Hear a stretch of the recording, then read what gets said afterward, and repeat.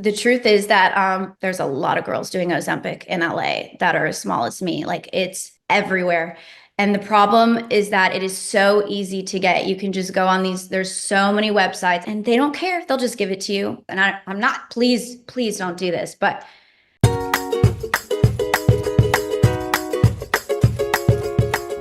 Hello, hello, Heal Squad. Before we dive into today's episode, I want everyone to be aware that our discussion today includes topics surrounding body image, eating disorders, and struggles with addiction. So please consider this your official trigger warning, and please take care while listening.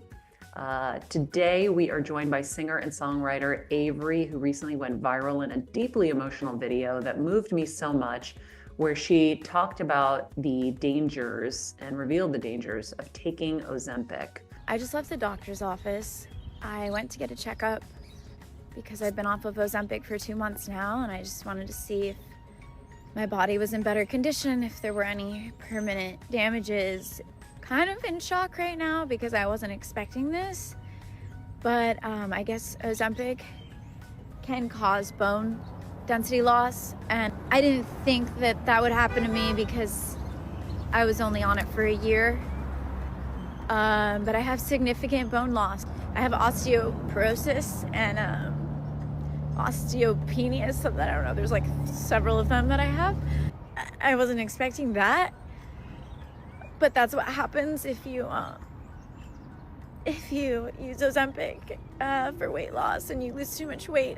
Avery is opening up about her journey to follow her music dreams, how a well-known manager pushed her to change her face and her body to become a star, which led her to have a very difficult relationship with her body and with food. Plus, she shares the very first step she is taking to avoid a relapse. I hope that her story inspires you.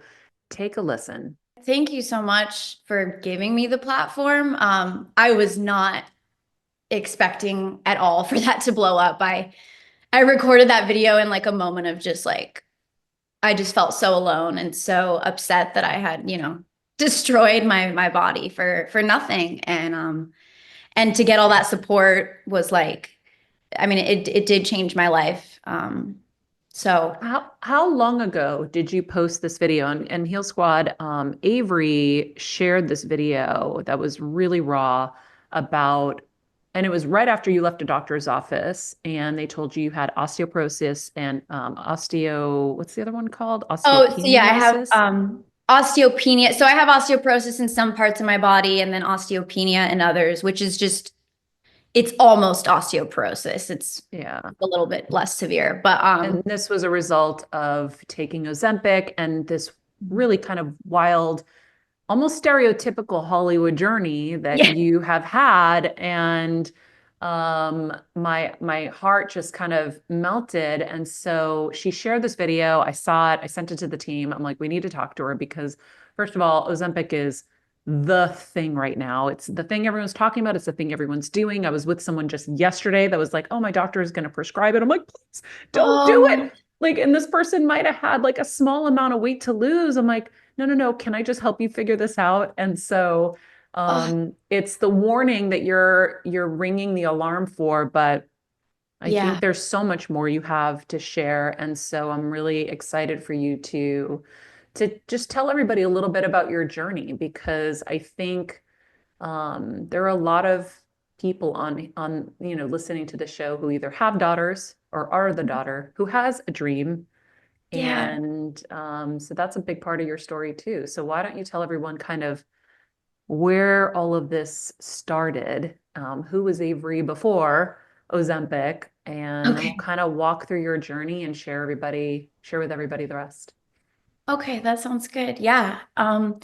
So it all started when I was younger. I struggled with depression and I did turn to food as I loved sugar, I loved sweets, and I always kind of felt alone and different than everyone, even though I had a lot of friends. So food was always a bit of a coping mechanism, but I never thought I was fat. I never thought there was anything wrong with my body, even though, like, I was never considered overweight by a doctor ever. I was normal. But the people around me, like my friends, were all skinnier than me, and boys liked them and not me. Still, that did not ever really bother me. I was just really, I loved music and I loved food, and that was it. And I had no problem. But I posted a video on the internet when I was 15. Actually, a friend posted it. We were doing a scene from the movie Step Brothers, and I had a little solo in it. And someone who was a producer reached out and was like, "We want to sign this girl." And my parents were like, "Absolutely not. She's staying in school, you know." And what ended up happening is he flew from Orlando to Arizona to meet with us, and he convinced my parents to let me go to Orlando for the summer and just record some music and see what happened. And so we did that, and we the first song we wrote and put out, it went viral. And I was 15, like with all these celebrities posters on my bedroom wall, you know. And then all of a sudden overnight, I was meeting with, you know, Universal, Capitol Records, like every record label, being flown all over the place, meeting with celebrities that wanted to sign me. Some of them were hanging up in my bedroom. And Wait, which celebrities? Justin Bieber, like Jason Derulo, there was like so many different people that I got, you know, that I got to meet, Jonas Brothers, people that I really looked up to. And yeah, and so it was this kind of overnight crazy thing. And at first it was like a dream come true, right? I was, you know, backstage at Justin Bieber's concert singing for him, like in a room with him, like he's right here and I'm right here, and shaking because I literally was just worshiping him like 6 months ago, like looking at his poster on my wall. It was absolutely insane. And I remember like one moment where he like hugged me and then ran off on stage to go perform for 75,000 people. And I like was on the side stage just watching. Like it was so much that I could really not even process it at that age. I didn't really understand what was happening because it happened so fast. Were your parents with you? My mom did leave her life in Arizona to come with me. You know, we were in Florida for a little, then we had to go to LA once everything started happening. So me and my mom went to LA. And yeah, so she experienced all of it and saw what it did to me. And that Meaning, was really hard for her. But yeah, so what what do happened, you mean, Avery? What do you mean by she saw everything and what happened to me? she saw how, you know, at first it was this exciting, glamorous, like, we're gonna make you a star. And it seemed like all my dreams were coming true. I was working with Avril Lavigne's team, like The Matrix, and she was my idol growing up, right? So that was, to be making an album with her team was insane. But then when things started to get dark is then people started telling me, you know, from the record label and some of the people that were, you know, wanting to work with me, that I was overweight, that I needed to lose 20 pounds, and that I needed to get a nose job. And I was told that I would get to go on tour with this big celebrity if I did that when I was 16. And I was told that if I didn't do that, if I didn't lose the weight and get the nose job, that I wouldn't ever make it. And this was from what, a record executive, a manager? Like, To be honest, this was from a manager who got involved, who was like one of the biggest, he was one of the biggest managers in the industry, and he got involved. And he said that, and then the record label got on board with it, obviously, because they're like, well, we need this person on the team. So then everyone got on board with, I have to change my appearance. at 15? I think at this point I was now 16. But I remember hearing it for the first time and being shocked because I had no idea. Like, although I did use food as a coping mechanism sometimes, and, you know, I would overeat at times, I had no idea there was anything wrong with my body. I never thought that. I was happy with the way that I looked. Until your dreams are And about to be made and they're like, okay, you can't unless you change. yeah, Now you're not good enough. yeah, like, yeah, actually just hearing you say it, like my stomach like drops because I can literally feel the exact moment when I was told this. And like, I was like, what? Like, there's something wrong with me. I'm not. And then and at that moment was like the moment my brain chemistry changed. Wow. So it must be so surreal for you stepping away from it now and looking back and now seeing other people who are all shapes, all sizes, all kinds of people that are wildly successful and don't have to do that stuff. But it is one of those unfortunate things in our business. They want to commercialize you. Mhm. And, it's unfortunate because, you're so young. And I wonder, what did your mom say when they said this? Oh, she was heartbroken. She would fight the label constantly. They did not like her because she would constantly fight with them. And But then eventually, so ultimately, what happened? well, it was hard because my parents, they if they didn't let me go through with the surgeries, ultimately they knew I would hate them because basically the label was then going to tell me, well, your parents ruined your chance of all your dreams coming true. So they were in a really hard place.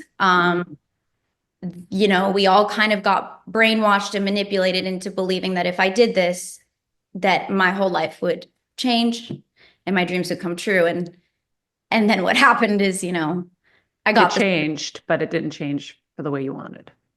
Yeah, yeah. I mean, well, actually, they first had me doing a nutritionist and a trainer and all this stuff. But what happened is that because I was suddenly put on restrictive, eating and all that, um, I started to rebel. So I would sneak food. That's when I started to really sneak food. And I would sneak, actually Pop Tarts the most. That's why I have a Pop Tart demon on my arm. Oh um, God. Yeah. I because loved the brown sugar ones. the brown sugar ones too, which is, I love pink, so I got the pink one. But yeah, I would eat just box after box. And then the label was like, this is weird. Why isn't she losing weight when we've got her on all these diets and stuff? And I didn't tell anyone that I was binge eating in secret, but it was my way of rebelling against people trying to control me. And so then they were like, well, I guess maybe she's got like a problem. She can't lose weight. She needs to get liposuction, maybe.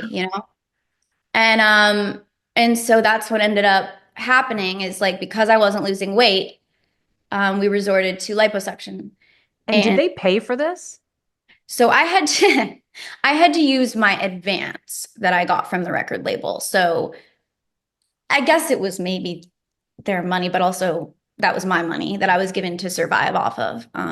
So I'm pretty sure that's how it was paid for. So yeah, and obviously I wanted to go through with it at some point because I wanted to be a star so bad and I wanted to succeed. Um, but then I got the surgeries, I got the nose job, the liposuction, and it's like we sent photos, like look at the transformation, and then all of a sudden like radio silence. Everyone just started ignoring us. And then eventually I was told like, oh, you're still not a star. Is that really how they said it? Essentially they said I didn't look very different after the surgeries. I still looked kind of the same. I still didn't look like a star and I still wasn't a star.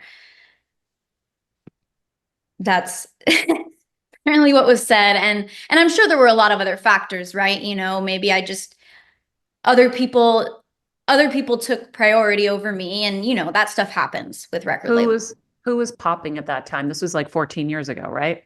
Well, so what kind of happened is yeah, Carly Rae Jepsen, Ariana Grande, like there were people on the label that kind of like took priority and so I just got pushed to the back burner, but I had I had gone through a lot to make myself who they wanted me to be. And what was so ironic is that right after I did all that and I started changing, I started losing all my fans because what made me pop off in the first place was that people said I was so relatable. And what's even more ironic is my first song, the one that was popping off, it was called Love Me or Let Me Go. And the chorus said, I'm real. I'm not your plastic princess. Like, if you don't like this, go find something else. Love me or let me go. So the whole message, my whole branding was to embrace who you are. And that was the fan base I attracted, was people who were different and want, not the popular crowd, right? And and then I lost them because I changed everything about myself. Who wrote that song? I wrote it with a couple other people, with one of them. I mean, some of the people I wrote it with were people that, wanted me to change as well. And so and they ultimately everyone was doing their job, doing what they thought they needed to do to make money, and I get that.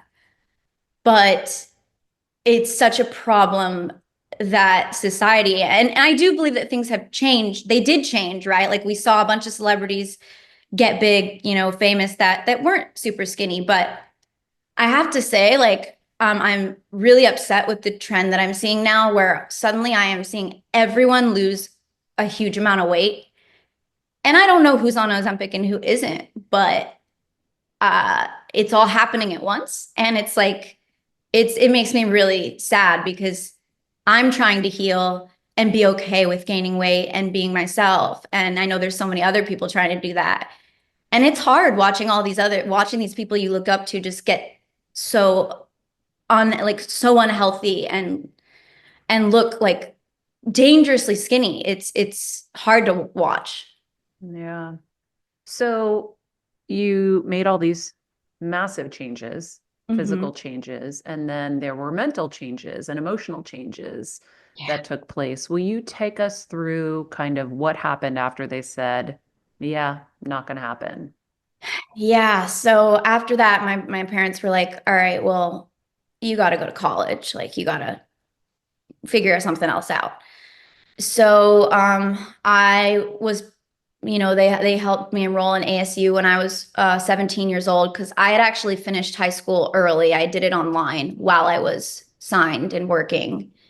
So my life when I was signed, it was like I was not a kid. I didn't get to be a kid. I didn't get to hang out with my friends. I didn't get to eat, like I was on these diets. I was in the studio all day working, surrounded by adults, and then I was doing high school online after that. So that was already so isolating. But then, I went to college because I was shelved at this point. I wasn't even dropped. They just were shelved me and ignoring me. And so I couldn't even release anything. I was legally binded. So that's when I went to college, and I was so depressed because I was there. I was like, how can I go from, I mean, I performed for like, you know, 20,000 people before. Like I'd opened up, like I had lived this crazy life. And then I was just put in college and expected to just do what? All I knew was music at this point. Who did you open for?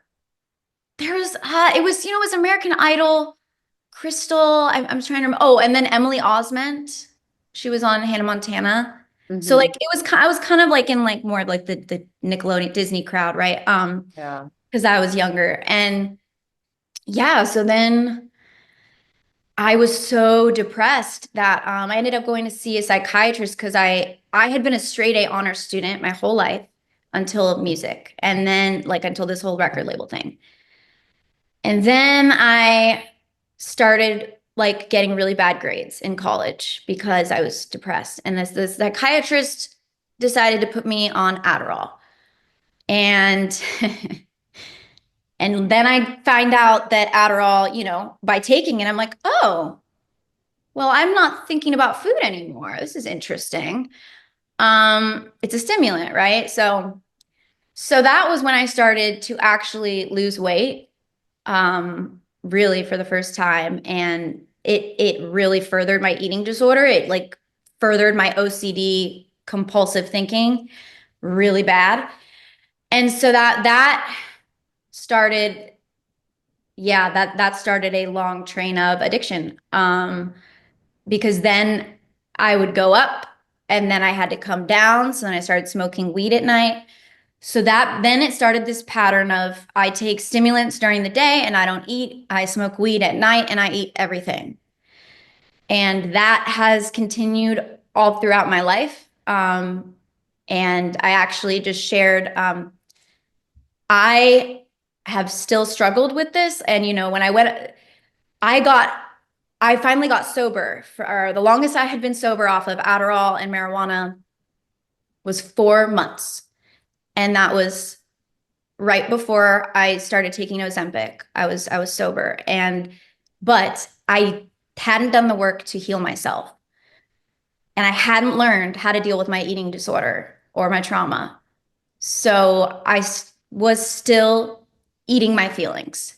And then I was starting to gain weight because without Adderall, and let me make it clear, with Adderall, I was never considered like very unhealthy. I was suddenly a skinny girl when I never was before. Like I was just, kind of curvy, but it never made me an dangerously unhealthy weight because of the binge eating at night, probably with the marijuana. So yeah, but it was really affecting my mental health to go up and down like that and to be this robot. Like, I would take the Adderall for ADHD. I would tell myself that, but I would also just take it so that I didn't eat.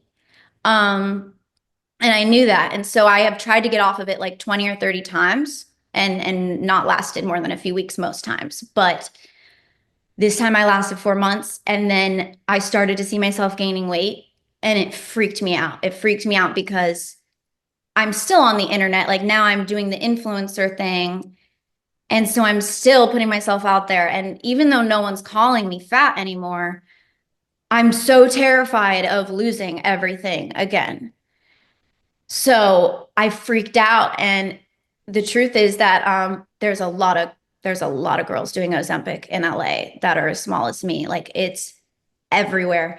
And the problem is that it is so easy to get. You can just go on there's so many websites, and I'm not, please don't do this, but you can lie. You can just lie about your weight and they don't care. They'll just give it to you. I mean, and there's some places I paid like $900 a month for it. So it was like, if you have money, you can get it. It doesn't matter what weight you are. And you won't be supervised by a doctor. And so yeah, because I hadn't done the work when I was sober, I felt the need to do that, to get my weight back down.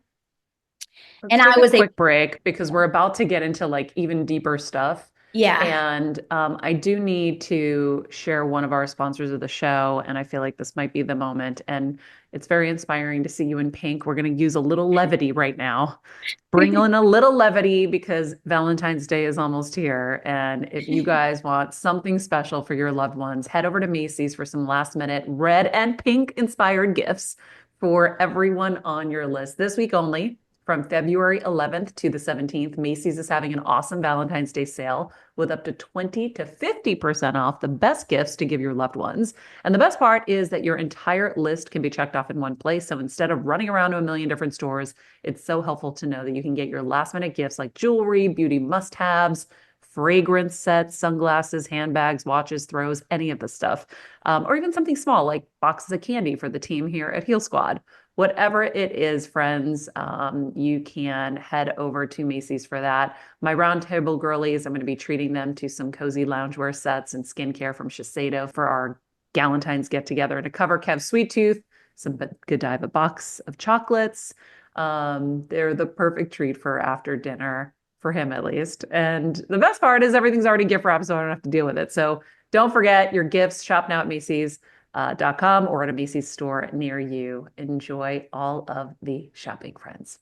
So, okay, so at some point you got Ozempic, and it sounds like you didn't get it through a doctor. You got it through other Yeah, ways.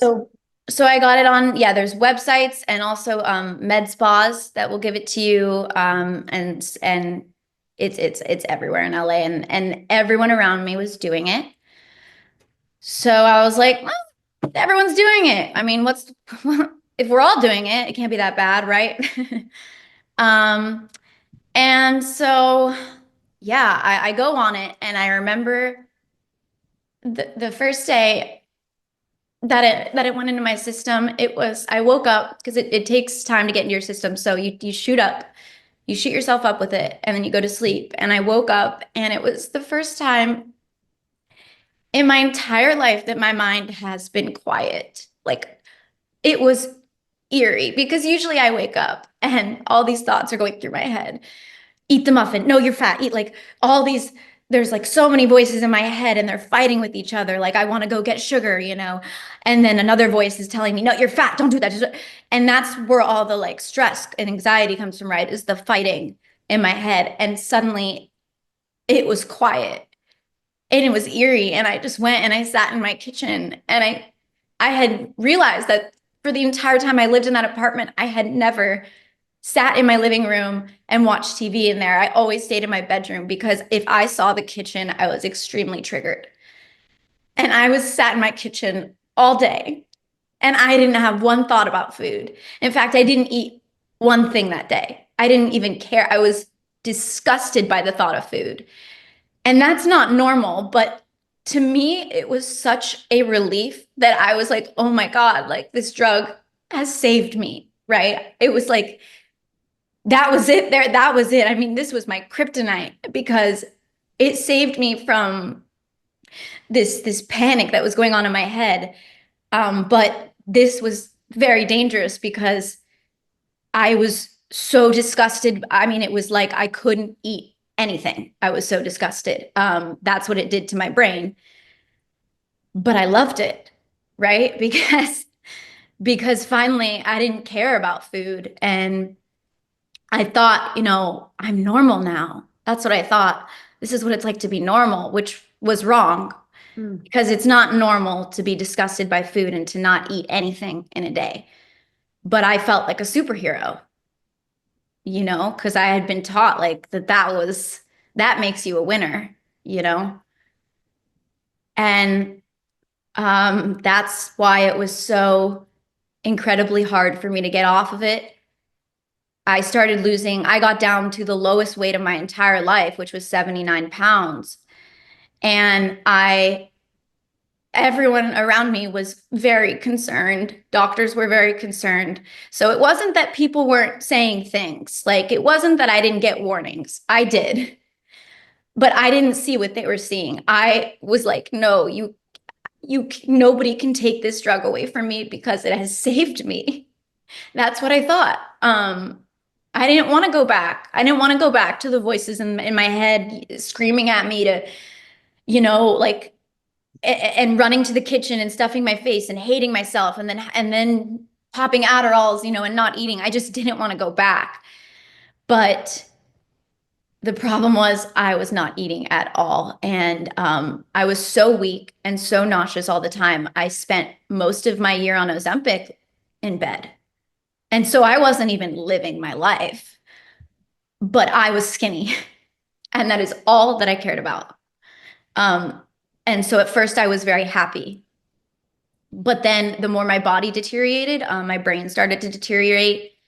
I started having infections like in every opening of my body had an infection. My eyes, my mouth, you know, everywhere.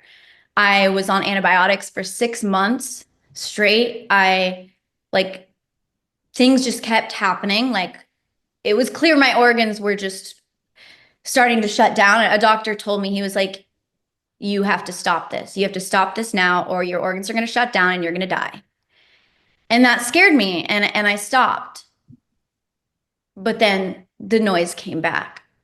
So I got it again. And then I started, you know, there were a few times I fainted. And that, you know, people had to come over and help me. And then that was when everyone was like urging me to get help, but I wouldn't. I refused. And then eventually I just, you know, and by the way, I had gone off of Adderall. Like, I wasn't on Adderall, but then because I was so weak and so depressed from the lack of eating and the starvation, I started taking Adderall again. So now I'm on Adderall and Ozempic. And then I started to actually like lose my mind. And I had created this life that I was absolutely miserable in. So miserable. And my life was all about like, so everything I posted on social media was all about looks. I wasn't using my brain at all, which is sad because I've always been a writer and And I wasn't doing that anymore. I was completely just numbing myself every chance I got. And there was something inside of me that obviously I was deeply depressed. So there was something inside of me that was trying to fight to get out. What ended up happening, I don't recommend doing this, but I took mushrooms because I wanted to feel better. And it gave me the worst panic attack of my entire life. It was awful. I will not be doing it again. But I had a like terrible mental breakdown from it, right? Where I actually posted a clip of it on social media. I was just sitting on the grass, just bawling. And I was like, why am I so upset? I don't understand what's happening. Why am I like, I couldn't stop crying for hours and hours and hours. And then I saw that. okay, you did. Okay, you saw that. So, and I recorded myself because I was all alone. I was all alone and I just didn't even know who to turn to. So that's kind of when I started turning to the internet because I didn't know who else to turn to. And then I that was finally because I allowed everything to come out. I realized I needed help. I just didn't know how or what to do. And I listened to an interview that Katy Perry did on Call Her Daddy. And she said she went to a place called the Hoffman Process. And I didn't even know what it was. She didn't give, you're not really like, she didn't give details. She just said it changed her life and it saved her. And I signed up immediately. And they said they couldn't get me in for 5 months. And I called every single day and I said, please, please let me in because I think I'm going to die. And I have, at this point, I'd already tried going to AA, like for, just for the Adderall. And I tried seeing therapists. I had been to eating disorder rehab and I had escaped after like 10 days. Like I got freaked out. Anytime anyone tried to make me like eat healthy or be normal, I would freak out. And I would rebel against them. Nobody was able to get through to me. And so I was like, well, let me just give it one more try. Like, and I just called and I just begged them. I said, please, you have to get me in right now or I'm going to die. And they got me in. They got me in right before my 30th birthday. And that's what I really wanted because I didn't want to turn 30 and still want to die. I didn't want to feel that way anymore. So, I went and the sad thing is I shot up with Ozempic the night before I went. And Ozempic stays in your body for 7 days. And I was not prepared for how difficult the Hoffman process was going to be. There were physical challenges and I hadn't been physical in a long time because I tried to work out on Ozempic and I injured myself immediately. And I'm still dealing with that injury because I was so incredibly weak. My muscles can barely even like hold a backpack on my shoulders at this point. So, and that's, um, so I went to the Hoffman process and because I was having, there was some hiking and there was some stuff that I just got, the Ozempic just finally took its final toll on my body. And I got very, very ill to the point where for 2 days, I hadn't slept. I couldn't eat and I couldn't even drink water. I would drink water and it would go right through me. I was like in the toilet having like, terrible bowel problems. Like just one sip of water would send my stomach, because the Ozempic really, really upsets your stomach too. And my stomach was done. It just had enough. So for 2 days, I was going through this extremely hard, process. And they were trying to help me, but they're not a rehab. And they make you sign a waiver before you go there stating, I am not in active eating disorder or drug addiction, because they don't have medical staff there. It's a spiritual therapy retreat, right? And I signed it knowing I was lying because I wanted help. And I was too scared to go to rehab. I was scared to be somewhere like that. And this was just more appealing to me because celebrities had been there. It was a bougie, whatever. I was like, ooh, Katy Perry went there. it just didn't seem as scary. But when it got to the point where I couldn't eat or drink water and it had been 2 days, they took me aside and they were like, listen, we're gonna have to take you to the hospital. Like, because we don't have medical staff here, we can't help you. And, they're gonna be held liable if something happens to me. And at this point I had fessed up and told them I was on Ozempic, and there's nothing anyone could do. Once it's in your body, you can't get it out. So it has to just wear off. And when they told me I had to leave, and they said, you can come back once you're better. And I was like, no, if you don't let me stay here, I'm going to feel like I failed. And I don't know what that's going to do to me. And I begged them. I said, please just give me one more chance. Just please, please just give me one more chance. I'm going to keep this food down. My body's going to keep this food down, please.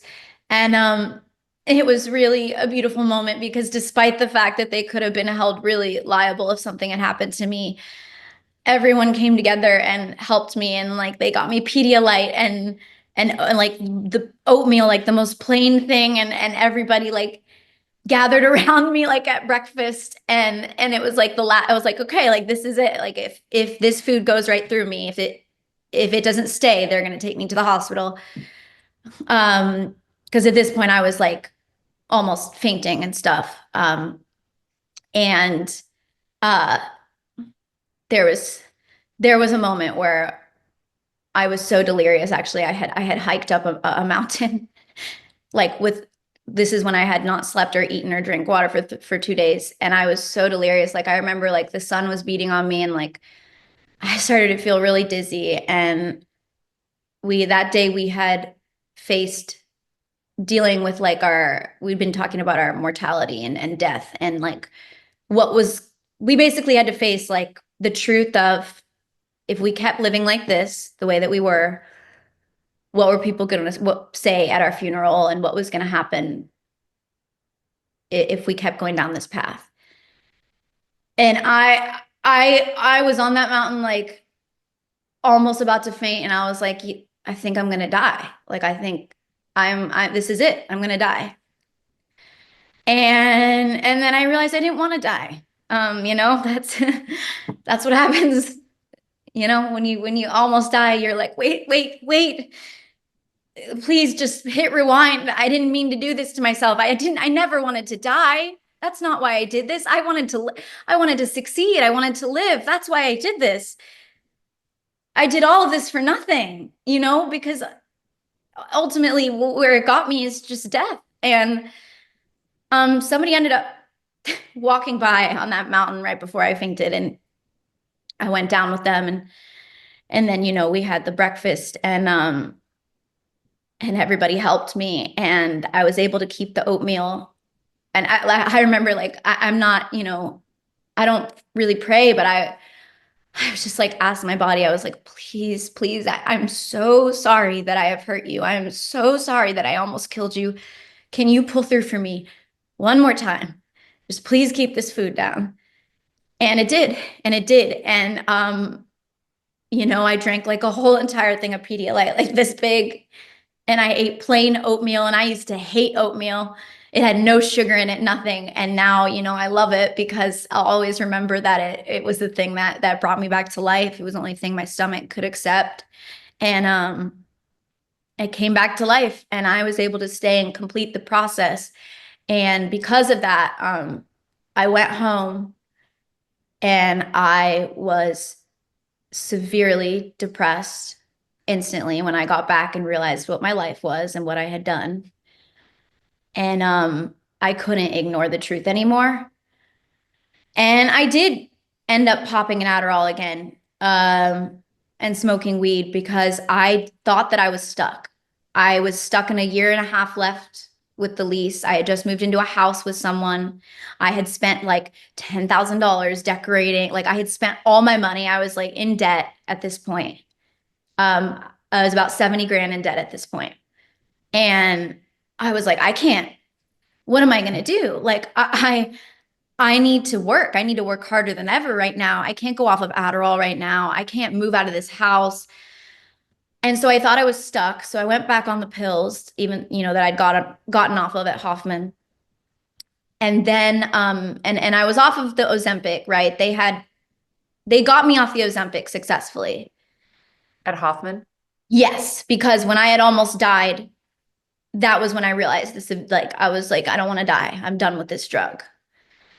And then, I went back on the pills and but the moment I did that, I was like, no, it's this place. It's this place and I have to leave. And a few days later, I left LA and I went back to the place where the Hoffman process was because I was so happy there. It was in, Petaluma. So I went to San Rafael area, like near the bay. And I stayed there for a couple weeks and I spent more of my money trying to figure out what to do. And then I just told I just told them, I told my roommate and my landlord, I was like, I have to leave. I cannot live in LA. I cannot be there. I'm going to die there. So I, I got out. I was able to get out of the lease, like literally within a few weeks after leaving the Hoffman process. I got out of LA, moved everything out. And I ended up meeting someone on Hinge, and staying with What's them. Hinge? You don't know what Is Hinge is? no, is it a dating site? It's a dating app, yeah. So I ended up meeting, I didn't know what I was doing or where I was going. This is the first time I've ever just like been a nomad, put my stuff in storage. I was just so lost. And I was just looking for a place that felt like home and a place where I could be happy. And then I ended up staying with like someone I met for a few weeks. And then he was great, but it became very clear to both of us, like I was still popping the pills and smoking the weed. And it was taking a toll on his mental health as well because I was still depressed because I still wasn't dealing with everything, even though I was off the Ozempic. And that was, a couple weeks ago. I then said, I'm going to go home and get help. Finally, I didn't want to go home. That's where I am now. I'm in my mom's house in Arizona. I didn't want to come here. I didn't want her to see how skinny I'd gotten because I knew she'd freak out. I didn't want her to see me at 79 pounds. And I didn't want to get help. I was terrified of going to rehab, because I still have this thing inside me where I just want to be successful so badly. Like it was just so ingrained in my mind that I am worthless, unless I'm successful, because of everything I went through as a teenager. But I came home and then I was like, okay, I'm gonna like get healthy. I'm gonna work on this. I'm gonna get better because I finally realized that I was never gonna find love or be in a relationship, which is the thing that's what I wanted my whole life. Like since I was really, really young, all I ever wanted was to be loved and to have my own family.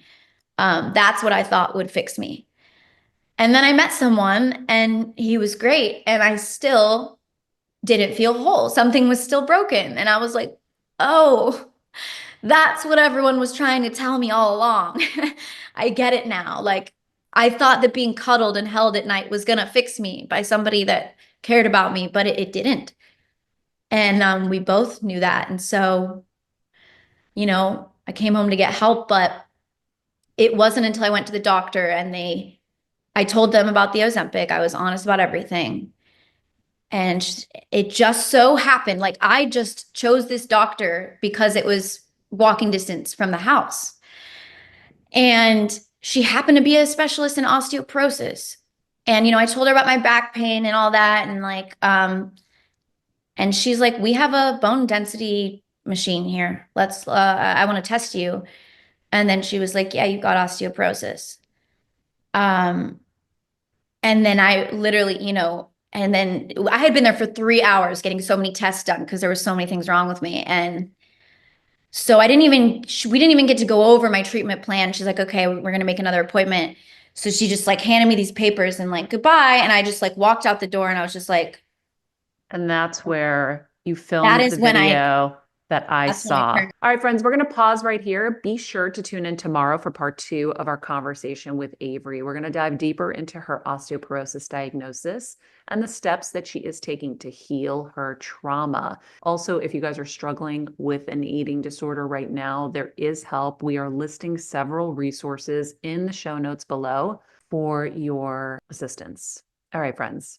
In the meantime, be nice people, make good choices, and be present. Hey, Heal Squad. We have been on quite the journey together, and we're hearing from so many of you just how much this show is helping you heal and get better, and it makes us feel so good. We love, love, love it, and we just ask that you don't keep it to yourself. Spread the message and share the show or your favorite episode with your friends. And if you want to help us even more, you can leave us a 5-star rating and a comment on Apple Podcasts or Spotify, and follow us on Instagram at Heal Squad. You can also DM us anytime because we love connecting with you. And finally, you can also join us on Patreon for our monthly live heal events with world-class healers and ad-free episodes exclusive only to Patreon and our Super Heal Squad for as little as $10 a month. So go to patreon.com/Heal Squad to join. Getting better isn't easy, friends, but as I say all the time, it's a whole lot easier if we can do it together. We love you all so much, and we love doing this thing called life with you. This podcast and all related content published or distributed by or on behalf of Maria Menounos or MariaMenounos.com is for informational purposes only and may include information that is general in nature and that is not specific to you.